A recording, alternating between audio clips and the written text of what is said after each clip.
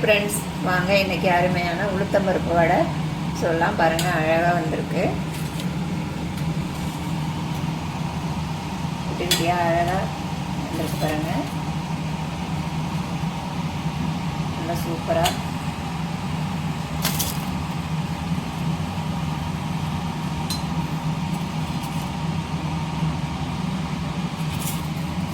நான் இது 2 வாட்டியாக போட்டு எடுத்துட்டேங்க. அவ்வளோதான். இது தேங்காய் சட்னியோடு வச்சு சாப்பிடும்போது நல்லாயிருக்கும். சாம்பாரில் ஊற வச்சு சாப்பிடும்போதும் நல்லாயிருக்கும். என் வீட்டு பசங்க பார்த்திங்கன்னா சாம்பார் வச்சு இதில் ஒரு 4 வடையை போட்டு கொடுத்தோம்னா அழகாக சாப்பிட்டுட்டு போயிடுவாங்க. சாம்பாரோட ஊறி நல்லாயிருக்கும். இன்றைக்கி அந்த மாதிரி தான் பண்ண போகிறேன். வாங்க, இதை எப்படி செய்கிறதுன்னு நம்ம வீடியோக்குள்ளே போய் பார்க்கலாம். இன்றைக்கி உளுத்த வடை தான் செய்ய போகிறேன். பாருங்கள், இதை நான் உளுத்தம்பருப்பை நல்லா 1 மணி நேரம் நல்லா ஊற வச்சு தண்ணி இல்லாமல் வடிகட்டி வச்சுருக்கேன். இதை அரைச்சிக்கலாம் மாவா. நான் 2 காரத்துக்கு 2 பச்சை மிளகாங்க, ஒரு அரை துண்டு இஞ்சியை குட்டி குட்டியாக கட் பண்ணி வச்சுருக்கேன். கருவேப்பிலை பார்த்திங்கன்னா நான் முழுசாக மிளகுத்தூள் போடாமல் இந்த மாதிரி நுணுக்கி வச்சுருக்கேன் நல்லா வறுத்துட்டு. ஏன்னா இது சாப்பிடும்போது கடிப்படும் உரைக்கும் அப்படின்னு சொல்லுவாங்களா பசங்கள்லாம், அதுக்காக நான் இதேமாரி நுணுக்கி வச்சுட்டேன். பெரிய வெங்காயம் நான் 2 வெங்காயம் கட் பண்ணி வச்சுருக்கேன். நீங்கள் சின்ன வெங்காயம் சாம்பார் வெங்காயம் இருந்தால் கூட சேர்த்துக்கங்க, நல்லாயிருக்கும்.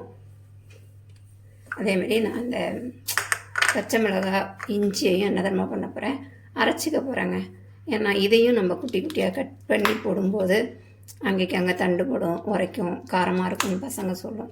இதை அரைக்கும்போது கொஞ்சமாக உளுந்து, இந்த அளவுக்கு உளுந்து போட்டு இது குறப்பாக அரைச்சி எடுத்துக்கலாம். ஏன்னா மாவில் இருக்கும்போது நம்மளுக்கு இது தெரியாது. இதையும் நல்லா குறப்பாக மிக்சியில் அரைச்சிக்கலாம். அவ்வளோதாங்க. நல்லா பாருங்கள், நல்லா குறப்பாக அரைச்சிட்டு வந்துட்டேன். தண்ணியெல்லாம் ஊற்ற வேண்டாம், இந்த உளுந்தோட தண்ணியிலே இதை அரைஞ்சிடும். இது இருக்கட்டும். அதே மிக்சியில் நம்ம இப்போ மாவு அரைச்சிக்கலாம்.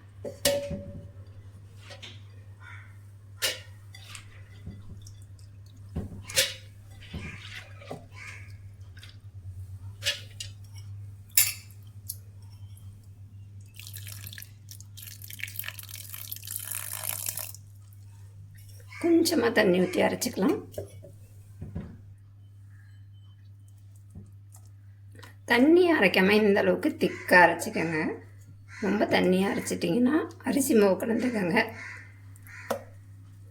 கொஞ்சமாக அரிசி மாவு கலந்தாலும் தண்ணியை இழுத்துக்கும், நல்லா மொறுன்னு இருக்கும். அதுக்குன்னு ரொம்ப தண்ணியாக அரைச்சிட வேண்டாம். நீங்கள் நிறைய பருப்பு ஊற வச்சிங்கன்னா கிரைண்டரில் அரைச்சிக்கோங்க. நான் கொஞ்சமாக ஊற வச்சதுனால மிக்சியில் அரைச்சிருக்கேன். நம்மளுக்கு கிரைண்டரில் அரைச்சி செய்யும்போது மாவு நிறைய காணுங்க. இந்த மிக்சியில் அரைக்கும் போது கொஞ்சமாக தான் இருக்கும்.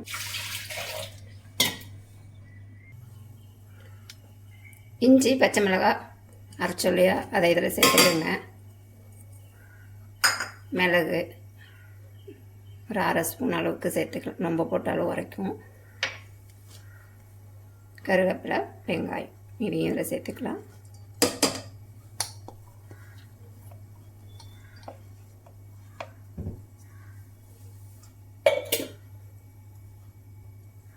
தேவையான அளவு உப்பு.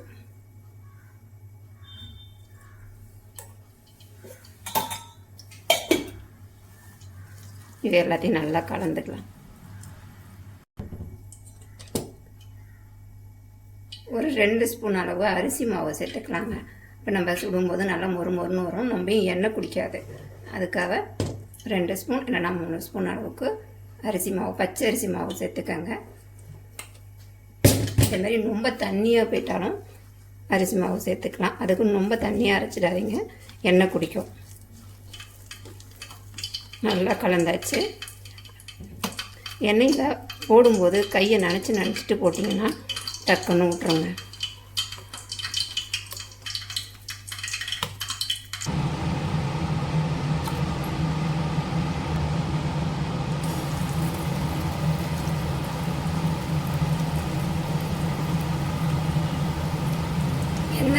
எண்ணெயை மிதமான சூட்டில் வச்சுக்கோங்க.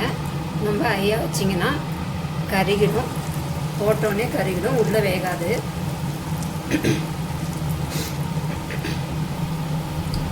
அதேமாதிரி எண்ணெய் பலகாரம் செய்யும்போது ஒரே கடாயை யூஸ் பண்ணுங்கள். ஏன்னா இந்த இடம்லாம் கருப்பாகுது பார்த்தீங்களா, அது எண்ணெய் நம்ம இந்த மாதிரி செய்கிறதுனால தான் அந்த மாதிரி கருப்பாகுது. அதேமாதிரி எல்லா கடாயையும் போட்டு அந்த மாதிரி செய்ய வேண்டாம். என்னென்னு பார்த்தீங்கன்னா அந்த இதை தேய்ச்சா விடவே மாட்டேங்குதுங்க. நானும் எவ்வளோ தேய்ச்சி பார்க்குறேன், அது விடவே மாட்டேங்குது.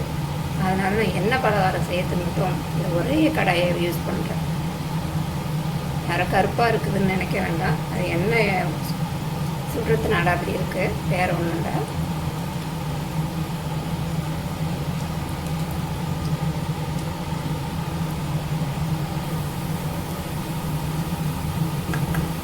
பாருங்க நல்லா மேலே வந்துருச்சு. போடும்போது உள்ளே உட்காந்துருக்கும், நல்லா வெந்தோன்னு ஓரளவுக்கு வெந்தோன்னே மேலே வந்துடும் பாருங்கள். அப்படி திருப்பி திருப்பி போட்டு எடுத்தோம்னா அருமையான மெது வடை ரெடிங்க. அவ்வளோதாங்க, குட்டி குட்டியாக போட்டு எடுத்தாச்சு பாருங்கள். நல்லா அழகாக வந்திருக்கு வடை. நீங்களும் இதேமாரி செஞ்சு பாருங்கள். பார்க்குறதுக்கே அழகாக இருக்குது. அடுப்பை ஸ்லோலியே வச்சுட்டு இதேமாரி போட்டு எடுங்க. நம்ம ஃபாஸ்ட்டில் வச்சிட்டோம்னா மேலே கறியிடும், உள்ளே வேகாது, நம்மளுக்கு வெந்த மாதிரி ஆகிடும். இந்த மாதிரி அடுப்பை ஸ்லோலியே வச்சு வேக வைக்கும்போது நம்மளுக்கு எல்லா சைடும் சமமாக வெந்த மாதிரி இருக்கும். வீடியோ பிடிச்சிருந்தா லைக் பண்ணுங்கள், ஷேர் பண்ணுங்கள், கமெண்ட் பண்ணுங்கள், மறக்காமல் சப்ஸ்கிரைப் பண்ணுங்கள். இன்னொரு வீடியோவில் சந்திப்போம். டாடா பாய்.